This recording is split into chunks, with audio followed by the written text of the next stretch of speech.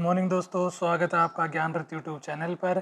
NCERT series में आज हम शुरुआत करते हैं क्लास 7th के चैप्टर नंबर 7 की, जनजातियां, खाना बदोश और एक जगह बसे हुए समुदाय। अध्याय 2, 3 और 4 में हमने देखा कि किस प्रकार राज्यों का उत्थान और पतन हुआ। इस उठापटक के बीच ही कलाओं, दस्तकारियों और उत्पाद गतिविधियों की नई किस्में शहरों और गांवों में फल फूल रही थी। एक लंबे अंतराल में कई महत्वपूर्ण राजनीतिक, सामाजिक और आर्थिक परिवर्तन हुए, लेकिन सामाजिक परिवर्तन हर जगह एक समान नहीं थे, क्योंकि अलग अलग किस्म के समाज अलग अलग तरीकों से विकसित हुए। ऐसा कैसे और क्यों हुआ, यह समझना महत्वपूर्ण है। इस उपमहाद्वीप के बड़े हिस्से में समाज वर्ण के नियम अनुसार पहले से ही उपविभाजित था। ब्राह्मणों द्वारा सुझाए गए ये नियम बड़े बड़े राज्यों के राजाओं द्वारा स्वीकार किए गए थे। इससे ऊंचे और नीच तथा अमीर और गरीब के बीच का फासला बढ़ा। दिल्ली के सुल्तानों और मुगलों के काल में श्रेणीबद्ध समाज ज़्यादा जटिल हो गया। यहाँ पर जो चित्र दिखाई दे रहा है ये जनजातीय नृत्य है। संथाल चित्र खर्रा, ये संथाल जनजाति है, उनके द्वारा जो नृत्य किया जा रहा है उसका चित्र दिखाया गया है। बड़े शहरों से परे जनजातीय समाज। अलबत्ता दूसरे तरह के समाज भी उस समय मौजूद थे। उपमहाद्वीप के कई समाज ब्राह्मणों द्वारा सुझाए गए सामाजिक नियमों और कर्मकांडों को नहीं मानते थे, और न ही वे कई असमान वर्णों में विभाजित थे। अक्सर ऐसे समाज को जनजातियां कहा जाता था, अर्थात ब्राह्मणों ने जो उत्कृष्ट वर्ग था या फिर जो जनजातियां नहीं थी उन्हें कई वर्गों में विभाजित किया था। हमने पढ़ा था कि एक त्रिभुजाकार संरचना जिसमें सबसे ऊपर ब्राह्मण होते थे, वैश्य होते थे, क्षत्रिय होते थे और शूद्र हुआ करते थे। इस जो वर्ण व्यवस्था थी इसको नहीं मानने वाले लोग थे, उन्हें जनजाति कहा जाता था। प्रत्येक जनजाति के सदस्य नातेदारी के बंधन से जुड़े होते थे। कई जनजातियां खेती से अपना जीविकोपार्जन करती थी। जीविकोपार्जन का मतलब होता है कि वे अपने जीवन की दिनचर्या, चाहे वो खाना हो या फिर कपड़े, कुछ भी हो, अपने मतलब आर्थिक गतिविधि थी वो जनजातियां खेती के माध्यम से ही करती थी। कुछ दूसरी जनजातियों के लोग शिकारी, संग्राहक या पशुपालक थे। प्राय वे अपने निवास स्थान के प्राकृतिक संसाधनों का पूरा इस्तेमाल करने के लिए इन गतिविधियों का मिला जुला रूप अपनाते थे। कुछ जनजातियां खाना बदोश थीं और वे एक जगह से दूसरी जगह घूमती रहती थी। जनजातीय समूह संयुक्त रूप से भूमि और चारागाहों पर नियंत्रण रखते थे और अपने खुद के बनाए नियमों के आधार पर परिवार के बीच इनका बंटवारा करते थे। इस उपमहाद्वीप के विभिन्न हिस्सों में कई बड़ी जनजातियां फली फूली। सामान्यतः ये जंगलों, पहाड़ों, रेगिस्तानों और दूसरे दुर्गम जगहों पर निवास करती थी। कभी कभी जाति विभाजन पर आधारित अधिक शक्तिशाली समाजों के साथ उनका टकराव होता था। कई मायनों में इन जनजातियों ने अपनी आबादी को बरकरार रखा और अपनी अलहदा संस्कृति को बचाया, लेकिन जाति आधारित और जनजातीय समाज दोनों अपनी विविध किस्म की ज़रूरतों के लिए एक दूसरे पर निर्भर भी रहे। टकराव और निर्भरता के इस संबंध ने दोनों तरह के समाजों को धीरे धीरे बदलने का काम भी किया। एक तरफ जहाँ पर समाज था वो विभिन्न वर्गों में बटा हुआ था, और दूसरी तरफ जनजातियाँ थी जो वर्गों में विभाजित नहीं थी, नातेदारियों के अंदर विश्वास रखती थी। इन दोनों के मध्य सहयोग और संघर्ष दोनों देखने को मिलते हैं। उपमहाद्वीप का एक भौतिक मानचित्र लेकर वे इलाके बताइए जहाँ जनजातीय लोग रहे होंगे। तो आज भी हम देखते हैं कि छत्तीसगढ़, दंतेवाड़ा, झारखंड, इसके अलावा राजस्थान में भी जो उदयपुर, खैरवाड़ा आदि जो तहसीलें हैं वहाँ पर जनजातियाँ अभी भी रहती हैं। आखिर ये जनजातीय लोग कौन थे? समकालीन इतिहासकारों और मुसाफिरों ने जनजातियों के बारे में बहुत कम जानकारी दी है। कुछ अपवादों को छोड़ दे तो जनजातीय लोग भी लिखित दस्तावेज नहीं रखते थे, लेकिन समृद्ध रीति रिवाजों और वाचिक या मौखिक परंपराओं का वे संरक्षण करते थे। किस प्रकार संरक्षण करते थे? तो अपनी बात अपने बेटे को बताना और उसे यह कहना कि तुम ये बात अगली पीढ़ी तक पहुंचाना। इस प्रकार से एक ही बात थी वह अगली पीढ़ी तक संरक्षित रहती थी। ये परंपराएं हर नई पीढ़ी को विरासत में मिलती थी। आज के इतिहासकार जनजातियों का इतिहास लिखने के लिए इन वाचिक परंपराओं का इस्तेमाल करने लगे हैं। जनजातीय लोग भारत के लगभग हर क्षेत्र में पाए जाते थे। किसी भी एक जनजाति का इलाका और प्रभाव समय के साथ साथ बदलता रहता था। कुछ शक्तिशाली जनजातियों का बड़े इलाकों पर नियंत्रण था, जैसे पंजाब में खोखर जनजाति 13वीं और 14वीं सदी के दौरान बहुत प्रभावशाली थी। यहाँ बाद में गख्खर लोग ज़्यादा महत्वपूर्ण हो गए। उनके मुखिया कमाल खान गख्खर की बादशाह अकबर ने मनसबदार बनाया था। अर्थात पहले यहाँ पर जो खोखर जनजाति थी, उसके बाद यहाँ पर गख्खर लोग आए। गख्खर लोग इतने शक्तिशाली हो गए कि जो अकबर थे, अकबर ने उन्हें अपना मनसबदार बनाया था। मुल्तान और सिंध में मुगलों द्वारा अधीन कर लिए जाने से पहले लंगाह और अरगुन लोगों का प्रभुत्व अत्यंत विस्तृत क्षेत्र पर था। उत्तर पश्चिम में एक और विशाल एवं शक्तिशाली जनजाति थी, इसे बलोच कहा जाता है। आपने धुरंधर मूवी देखी होगी, उसमें रहमान बलूच, तो ये वही बलोच है। ये लोग अलग अलग मुखियों वाले कई छोटे छोटे कुलों में बटे हुए थे। पश्चिमी हिमालय में गड्डी गडरिया की जनजाति रहती थी। उपमहाद्वीप के सुदूर उत्तर पूर्वी भाग पर भी नागा, अहोम और कई दूसरी जनजातियों का पूरी तरह प्रभुत्व था। मौजूदा बिहार और झारखंड के कई इलाकों में 12वीं सदी तक चेर सरदार सिंहों का उदय हो चुका था। बादशाह अकबर के प्रसिद्ध सेनापति राजा मानसिंह, जो अजमेर या जयपुर से थे, राजा मानसिंह ने 1591 में चेर लोगों पर हमला किया और उन्हें परास्त किया। उन्हें लूटकर अच्छा खासा माल इकट्ठा किया, लेकिन वे पूरी तरह अधीन नहीं बनाए गए। औरंगजेब के समय में मुगल सेनाओं ने चेर लोगों के कई इलाकों पर कब्जा किया और इस जनजाति को अपना अधीनस्थ बना लिया। इस क्षेत्र में रहने वाली महत्वपूर्ण जनजातियों में मुंडा और संथाल थे, यद्यपि वे उड़ीसा और बंगाल में भी रहते थे। कर्नाटक और महाराष्ट्र की पहाड़ियाँ, कोली, बेराद तथा कई दूसरी जनजातियों के निवास स्थान थे। कोली लोग गुजरात के कई इलाकों में भी रहते थे। कुछ और दक्षिण में कोराग, वेतर, मारवाड़ और दूसरी जनजातियों की विशाल आबादी थी। भीलों की बड़ी जनजाति पश्चिमी और मध्य भारत में फैली हुई थी। 16वीं सदी का अंत आते आते उनमें से कई एक जगह बसे हुए खेतिहर या यहाँ तक कि जमींदार बन चुके थे। तब भी भीलों के कई कुल शिकारी संग्राहक बने रहे। मौजूदा छत्तीसगढ़, मध्य प्रदेश, महाराष्ट्र और आंध्र प्रदेश में गोंड लोग बड़ी तादाद में फैले हुए थे। कौन कौन से लोग कहाँ कहाँ पर थे, तो इसके बारे में हम जानेंगे। पहले देखते हैं कि कुल क्या होता है। परिवार या घरों में एक ऐसे समूह को कुल कहते हैं जो एक ही पूर्वज की संतान होने का दावा करते हैं। जनजातीय संगठन प्राय नातेदारी या कुल संबंधी निष्ठा पर आधारित होते हैं। हमने देखा कि जो जनजातियां थीं वो नातेदारी और कुल संबंधी निष्ठा पर ही आधारित होते हैं, उनमें जाति की तरह विभाजन नहीं होता है।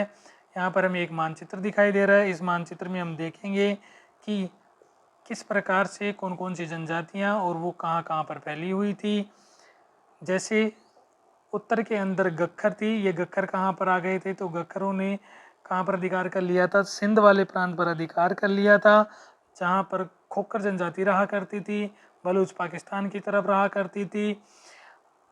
जाटवास गुजरात में, भील मध्य भारत के अंदर, गोंड जो कि महाराष्ट्र या फिर हम कह सकते हैं मध्य प्रदेश में रहा करती थी। इसके अलावा चेर, मुंडा, ओरोन, संथाल जनजाति ये पश्चिमी बंगाल, बिहार और उड़ीसा, छत्तीसगढ़ आदि में रहा करते थे। अहोम थी, ये असम, अहोम, कोच और खासी जनजाति असम वाले इलाके में रहा करती थी। इसके अलावा दक्षिण भारत के अंदर देखेंगे तो बागादस और मारवाड़ जनजातियाँ रहा करती थी। इस प्रकार से हमने देखा कि कौन कौन सी जनजातियों का किन किन क्षेत्रों के अंदर विस्तार था। आगे देखते हैं कि यहाँ पर जो चित्र दिखाई दे रहा है, ये रात में भील लोग हिरन का शिकार कर रहे हैं। यहाँ पर धनुष बाण लेकर के एक हिरन का शिकार किया जा रहा है और बाद में उसको पकाया जाएगा। हमारे अतीत हमें यहाँ पे चित्र दिखाई देता है कि अतीत में लोग क्या क्या करते थे, किस प्रकार से करते थे। खानाबदोश और घुमंतु लोग कैसे रहते थे। खानाबदोश चरवाहे अपने जानवरों के साथ साथ दूर दूर तक घूमते थे उनका जीवन दूध और अन्य पशुचारी उत्पादों पर निर्भर था।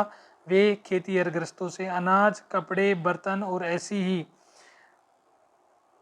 चीज़ों के लिए ऊन, घी इत्यादि का विनिमय भी करते थे। वे कुछ खानाबदोश अपने जानवरों पर सामानों की ढुलाई का काम भी करते थे। एक जगह से दूसरी जगह आते जाते वे सामानों की खरीद और फरोख्त करते थे। बंजारा लोग सबसे महत्वपूर्ण व्यापारी खानाबदोश थे। यदि पूछा जाता है बंजारा क्या है, तो बंजारा एक महत्वपूर्ण खानाबदोश व्यापारिक जनजाति है। उनका कारवा टांडा कहलाता था। सुल्तान अलाउद्दीन खिलजी, जिसके बारे में हमने अध्याय 3 में पढ़ा, बंजारों का ही इस्तेमाल नगर के बाजारों तक अनाज की ढुलाई के लिए करते थे।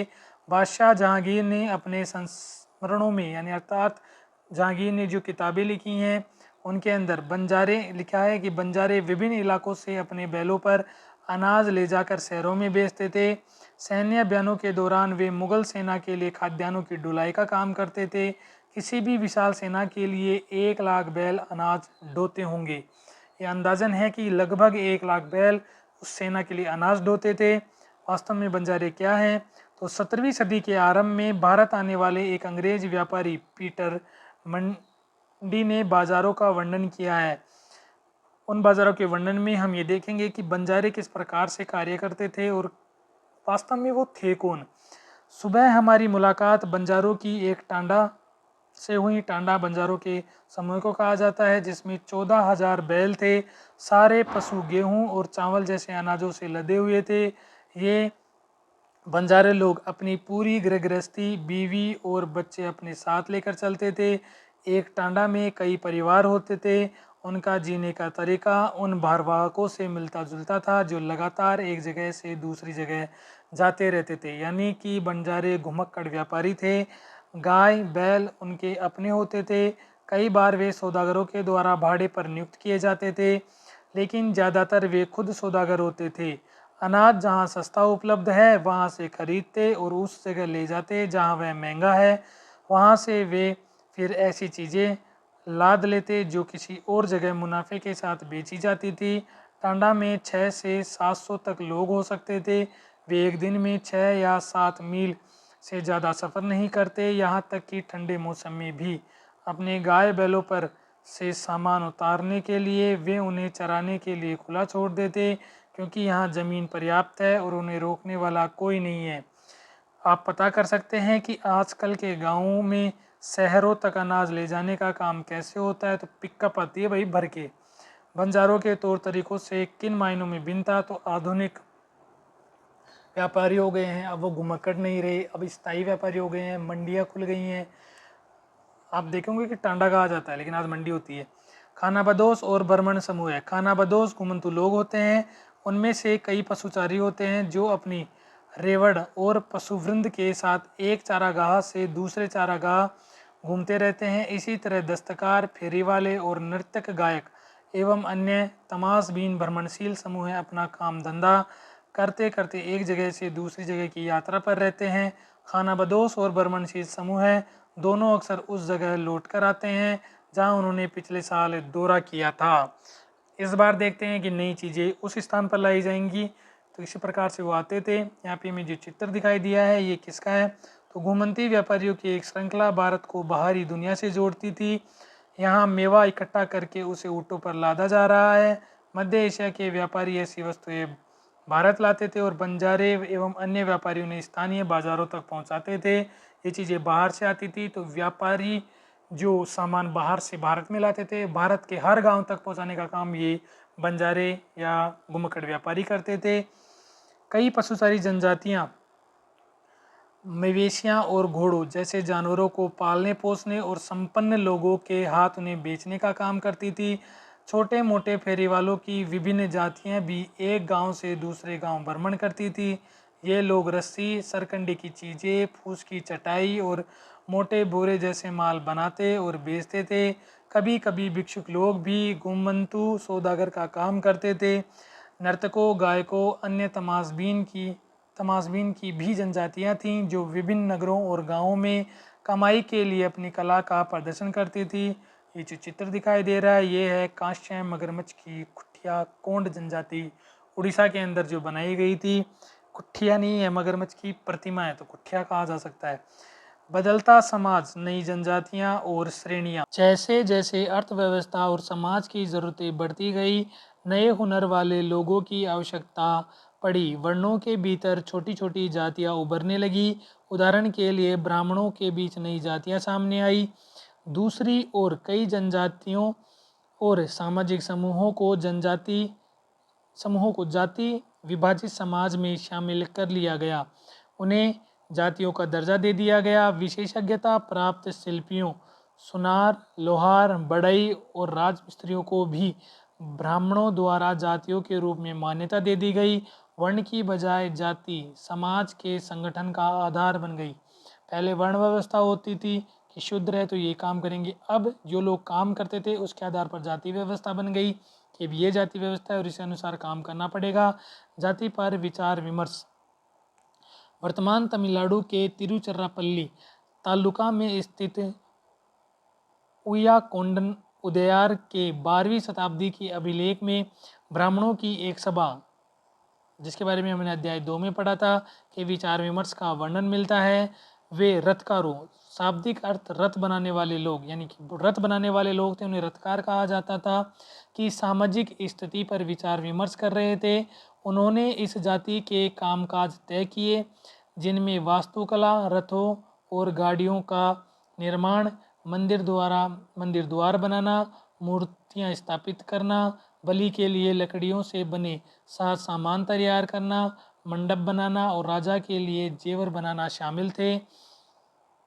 11वीं और 12वीं सदी तक आते आते क्षत्रियों के बीच नए राजपूत गोत्रों की ताकत में काफ़ी इजाफा हुआ। वे हूण, चंदेल, चालुक्य और कुछ दूसरी वंश परंपराओं से आते थे। इनमें से कुछ पहले जनजातियों में आते थे और बाद में कई कुल राजपूत मान लिए गए। धीरे धीरे उन्होंने पुराने शासकों की जगह ले ली, विशेषतः कृषि वाले क्षेत्रों में। यहाँ कई तरह के परिवर्तन हो रहे थे और शासकों ने शक्तिशाली राज्यों के निर्माण में अपनी संपदा का इस्तेमाल किया। शासकों के रूप में राजपूत गोत्रों के उदय के उदाहरण का जनजातीय लोगों ने अनुसरण किया। धीरे धीरे ब्राह्मणों के समर्थन से कई जनजातियाँ जाति व्यवस्था का हिस्सा बन गई, लेकिन केवल प्रमुख जनजातीय परिवार ही शासक वर्ग में शामिल हो पाए। उनकी बहुसंख्यक आबादी समाज की छोटी जातियों में ही जगह बना पाई। दूसरी तरफ पंजाब, सिंध और उत्तर पश्चिमी सरहद की प्रभुत्वशाली जनजातियों ने काफ़ी पहले इस्लाम को अपना लिया था। वे जाति व्यवस्था को नकारते थे क्योंकि इस्लाम में जाति व्यवस्था नहीं है। सनातनी हिंदू धर्म के द्वारा प्रस्तावित गैर बराबरी वाली सामाजिक व्यवस्था इन इलाकों में बड़े पैमाने पर स्वीकार नहीं हो पाई। राज्यों की उत्पत्ति जनजातीय लोगों के बीच हुए सामाजिक बदलाव से गहराई से संबंधित है। हमारे इतिहास के इस महत्वपूर्ण हिस्से के 2 उदाहरण नीचे उल्लेखित हैं, तो आप पढ़ेंगे। एक है गोंड जनजाति और दूसरी जनजाति है वो है अहोम जनजाति। देखते हैं कि किस प्रकार से एक दूसरे संबंधित हैं। सबसे पहले चित्र जो एक गोंड महिला का है। स्थानांतरित कृषि क्या होती है? तो जो गोंड होते थे वे स्थानांतरित कृषि करते थे। किसी वन प्रांत के पेड़ों और झाड़ियों को पहले काटा और जलाया जाता है, उसकी राख से ही फसल बो दी जाती है, राख होती है उसमें ही फसल बो दी जाती है। जब यह जमीन अपनी उर्वरता खो देती है तब जमीन का दूसरा टुकड़ा साफ किया जाता है और इस तरह से फसल उगाई जाती है। हमने देखा कि 2 जनजातियां जिनके इतिहास जो सामाजिक बदलाव है वो इन जनजातियों के इतिहास से किस प्रकार जुड़ा हुआ है। तो उदाहरण के लिए गोंड और अहोम जनजाति। पहले गोंड लोग गोंडवाना नामक विशाल वन प्रदेश में रहते थे। वे स्थानांतरित कृषि अर्थात जगह बदल बदल कर खेती करते थे। विशाल गोंड जनजाति कई छोटे छोटे कुलों में बटी होती थी। प्रत्येक कुल का अपना राजा या राय होता था। जिस समय दिल्ली के सुल्तानों की ताकत घट रही थी उसी समय कुछ बड़े गोंड राज्य छोटे गोंड सरदारों पर हावी होने लगे थे। अकबर के शासनकाल में एक इतिहास अकबरनामा में उल्लेखित है कि गढ़कटंगा के गोंड राज्य में 70,000 गांव थे। इन राज्यों की प्रशासनिक व्यवस्था केंद्रीकृत हो रही थी। राज्य गढ़ों में विभाजित थे। हर गढ़ किसी खास गोंड कुल के नियंत्रण में था। ये पुनः 84 गांवों की इकाइयों में विभाजित होते थे, जिन्हें 84 कहा जाता था। 84 का उपविभाजन बरहोतों में होता था, जो 12-12 गांवों को मिलाकर बनते थे। बड़े राज्यों के उदय ने गोंड समाज के चरित्र को बदल डाला। उनका मूलतः बराबरी वाला समाज धीरे धीरे असामाजिक तो नहीं, लेकिन उनका जो समाज था वह असमान सामाजिक वर्गों में विभाजित हो गया। ब्राह्मण लोगों ने गोंड राजाओं से अनुदान में भूमि प्राप्त की और अधिक प्रभावशाली बन गए। गोंड सरदारों को अब राजपूतों के रूप में मान्यता प्रदान करने की चाहत हुई, इसलिए गढ़कटंगा के गोंड राजा अमनदास ने संग्राम शाह की उपाधि धारण की। उसके पुत्र दलपत ने महोबा के चंदेल राजपूत राजा साल बावन की पुत्री राजकुमारी दुर्गावती से विवाह किया। दलपत की मृत्यु कम उम्र में ही हो गई। रानी दुर्गावती बहुत योग्य थी और उसने अपने 5 साल के पुत्र वीर नारायण के नाम पर शासन की कमान संभाल ली।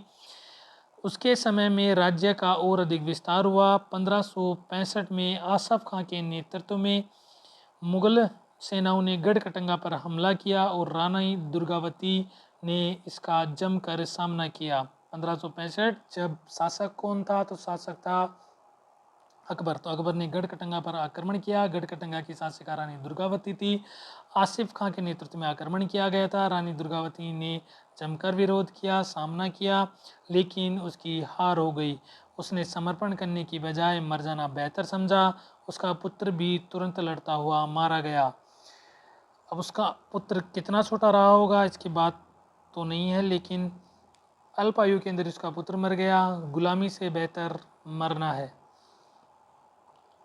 ये जो हमें दिखाई दे रहा है, ये किसका चित्र है, तो ये गोंडवाना का चित्र है। इस चित्र के अंदर आप देखेंगे कि ये गोंडवाना जो कि बायरोगढ़, चौरागढ़, गोरा है, कोलंगा, बंडोलगढ़ और मांडला आदि तक विस्तृत था। रानी दुर्गावती ने इसको संभाला। इस नक्काशीदार दरवाज़ा गोंड जनजाति बस्तर क्षेत्र और मध्य प्रदेश के अंदर ये क्या है, तो ये एक नक्काशीदार दरवाज़ा दिखाई दे रहा है। हमें यहाँ पर एक और चित्र दिखाई दे रहा है, तो पहले मैं इसको साइड में कर देता हूँ। ये यहाँ पर कैसे आ गया। गढ़कटंगा एक समृद्ध राज्य था। इसने हाथियों को पकड़ने और दूसरे राज्यों में उसका निर्यात करने के व्यापार में खासा धन कमाया। जब मुगलों ने गोंडों को हराया तो उन्होंने लूट में बेशकीमती सिक्के और हाथी बहुतायत में हथिया लिए। उन्होंने राज्य का एक भाग अपने कब्जे में ले लिया और शेष वीर नारायण के चाचा चंदर शाह को दे दिया। गढ़कटंगा के पतन के बावजूद गोंड राज्य कुछ समय तक चलता रहा, लेकिन वे काफ़ी कमज़ोर हो गए और बाद में अधिक शक्तिशाली बुंदेलों और मराठों के खिलाफ उनके संघर्ष असफल रहे। इस जनजाति से हमें क्या पता लगता है, तो जनजाति से पता लगता है कि गोंड जो कि एक जनजाति थी, समाज से अलग था, उन्होंने अपने क्षेत्र को बढ़ाया तथा राजपूत की जो उपाधि थी वो धारण की। उसके बाद में मुगलों से भी लोहा लिया। अहोम दूसरी जनजाति की बात करें तो अहोम कहाँ कहाँ फैले हुए थे, इसके लिए हमें एक मानचित्र देखना पड़ेगा कि अहोम कहाँ कहाँ पर थे। तो इसके लिए हम देखते हैं कि अहोमों का क्षेत्र कहाँ कहाँ पर था। जो अहोम थे वो किसके क्षेत्र में फैले हुए थे, तो अहोम जो ज़्यादातर क्षेत्र में फैले हुए थे वो क्षेत्र था असम वाला, जिनके अंदर ये अहोम दिखाई दे रहे हैं।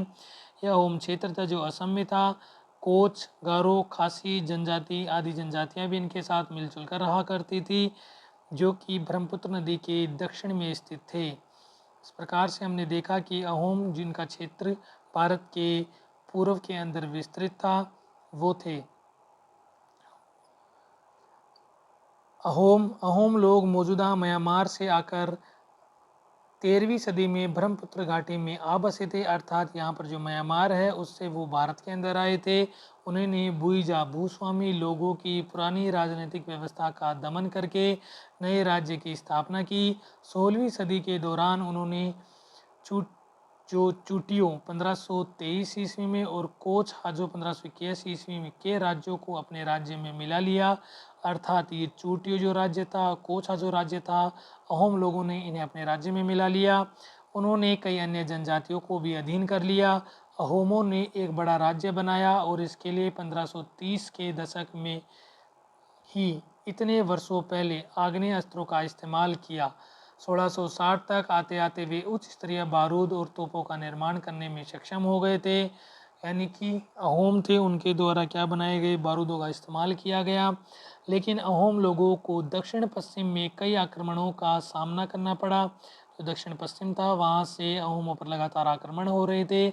1662 में मीर जुमला के नेतृत्व में मुगलों ने अहोम राज्य पर कब्जा कर लिया। अर्थात मुगलों का ही सेनापति था मीर जुमला, जो शायद रहा होगा किसके काल में, तो ये शाहजहां के काल में रहा होगा। 1662 में मीर जुमला के नेतृत्व में मुगलों ने अहोम राज्य पर कब्जा कर लिया। बहादुरों से सामना करने के बावजूद अहोम लोगों की पराजय हुई, लेकिन उस क्षेत्र पर मुगलों का प्रत्यक्ष नियंत्रण ज़्यादा समय तक नहीं बना रह सका। एक बार हार गए, लेकिन उन्होंने पुनः मुकाबला किया और वो इन जंजीरों से मुक्त हो गए। अहोम राज्य बेगार पर निर्भर था। राज्य के लिए जिन लोगों से जबरन काम लिया जाता था वे पाइक कहलाते थे। अर्थात अहोम राज्य के अंदर जो राजा थे वे बेगार के माध्यम से अपने राज्य में सभी कार्य करवाते थे, और जो लोगों से जबरन काम करवाते थे, यानी कि जो लोग जबरन काम करते थे, उन्हें पाइक कहा जाता था। अहोम राज्य में एक जनगणना की गई थी। प्रत्येक गांव को अपनी बारी आने पर निश्चित संख्या में पाइक भेजने होते थे। इसके लिए जनगणना के बाद एक सघन आबादी वाले इलाकों से कम आबादी वाले इलाके में लोगों को स्थानांतरित किया जाता था। अर्थात जनगणना की गई और कहा गया कि प्रत्येक क्षेत्र से निश्चित पाइक अपनी बारी पर भेजे जाएंगे। जहां जनसंख्या ज़्यादा थी वहां से लोगों को निकालकर कम जनसंख्या वाले स्थान पर भेजा गया। इस प्रकार अहोम कुल टूट गए। 17वीं शताब्दी का पूर्वार्ध पूरा होते होते प्रशासन खासा केंद्रित हो चुका था। लगभग सभी वयस्क पुरुष युद्ध के दौरान सेना में अपनी सेवाएं प्रदान करते थे। दूसरे समय में वे बांध, सिंचाई व्यवस्था इत्यादि का निर्माण या अन्य सार्वजनिक कार्यों में जुटे रहते थे। अहोम लोग चावल की खेती के नए तरीकों पर भी अमल में लाए, यानी कि अहोमों ने खेती के नए तरीके ईजाद किए। अहोम समाज कुलों में विभाजित था, जिन्हें खेल कहा जाता था। वहाँ दस्तकारों की बहुत कम जातियाँ थी, इसलिए अहोम क्षेत्र में दस्तकार निकटवर्ती क्षेत्रों से आए थे। एक खेल के नियंत्रण में प्राय कई गांव होते थे।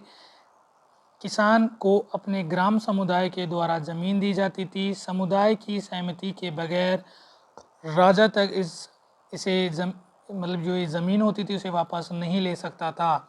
शुरुआत में अहोम लोग अपने जनजातीय देवताओं की उपासना करते थे, लेकिन 17वीं सदी के पूर्वार्ध में ब्राह्मणों के प्रभाव में बढ़ोतरी हुई।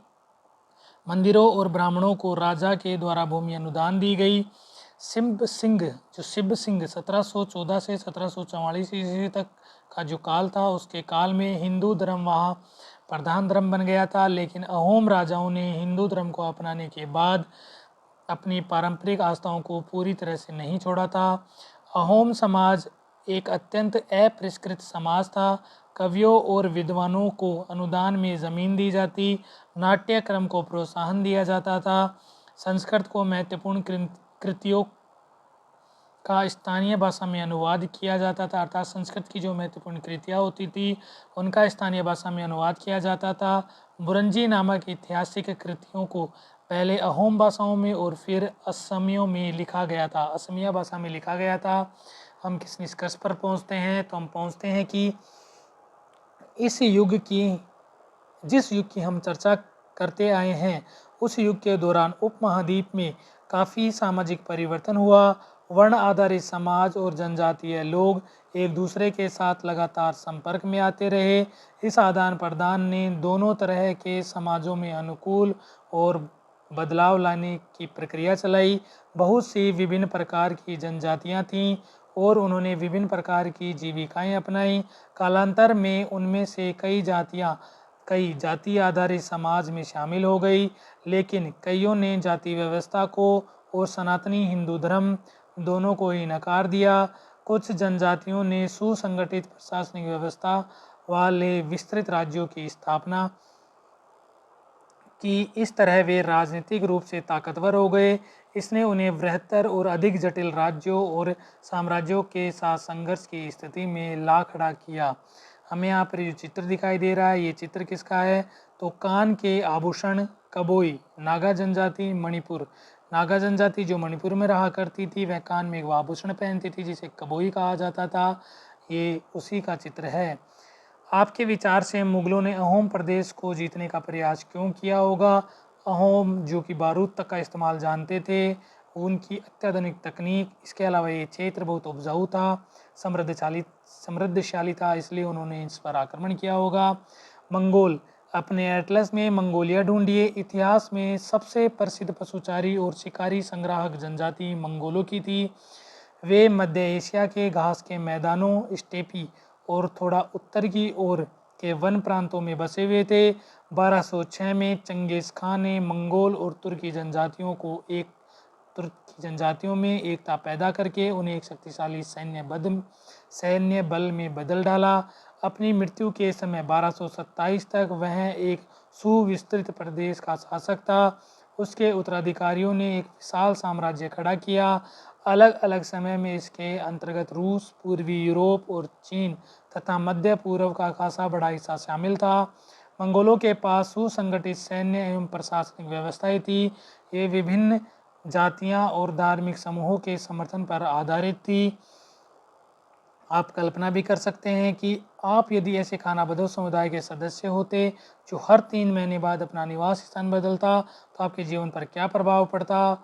हम होते जो किसी भी तरह के समाज में ढल जाते हैं। इस प्रकार से हमारे दिमाग का भी अधिक विकास होता, हम अधिक चीज़ों के बारे में जान पाते, आदि चीज़ें। इस प्रकार से चैप्टर कंप्लीट होता है। धन्यवाद।